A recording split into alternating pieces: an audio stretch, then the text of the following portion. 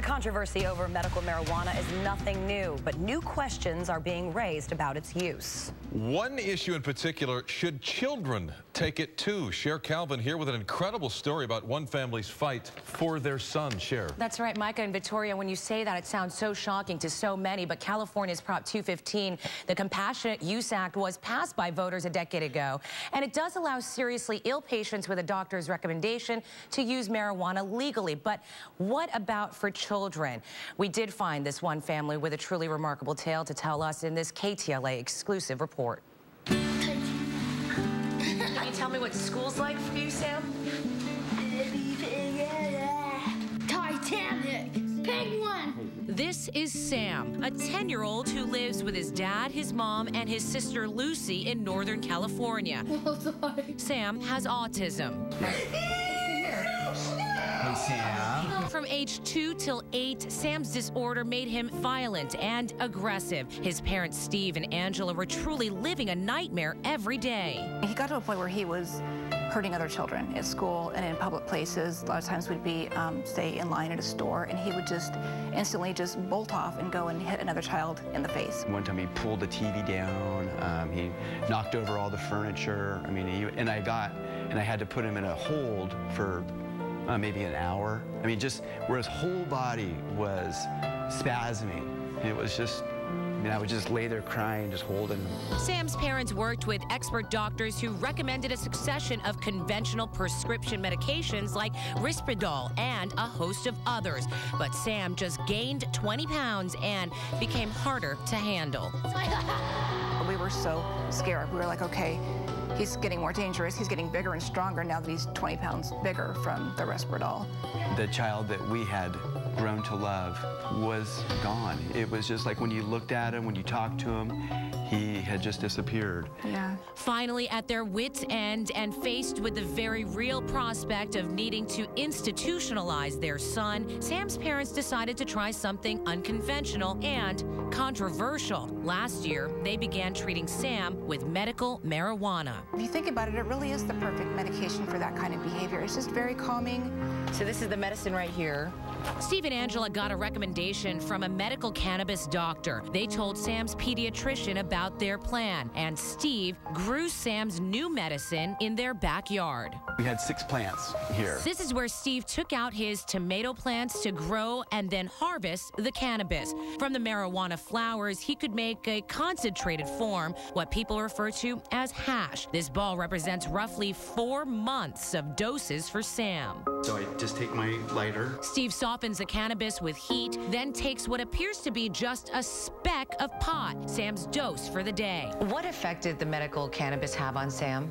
Well, the first time we did it, we just wanted to do, to see if it would work at all. And it was just an amazing experience. I mean, I'll never forget it, to watch what happened to him. It was just like... It was like, wow, he's back. This anguish and this pent-up rage and this, obsessiveness, it's just like it just went away. Just like it just calmed him down. While we were with the family, we watched Steve put Sam's daily dose in a piece of melon and take it to him. Can you swallow that for us? Yeah. Yeah, that's good. Good job, buddy. Yeah. Within roughly 20 minutes, the effects were clear. Where earlier Sam had been animated and antsy, after eating his speck of hash, Sam became calm, relaxed, and social. High five. As a mother, how would you feel about people saying to you that you're getting your son stoned every day? At first, I was very concerned about that, but recently I've been sharing the story with more and more people, friends and coworkers, and I find that, the more I tell people, the more I share it with people, the more comfortable I am with it. It has saved our lives, and I think about what it's done for our son. Could Sam's story help others? Respected LA area pediatrician Christopher Tolscher says we don't know enough about cannabis for kids. For all the parents out there whose children may have autism, I think the message here is that this is intriguing information that needs more research before we can confidently say that marijuana is a safe and effective treatment for autism complications. But for this California family, medical marijuana has literally been an answer to their prayers and a homecoming for their son. It was just a medication that we saw that gave us the results that we were always hoping for. And he was happy.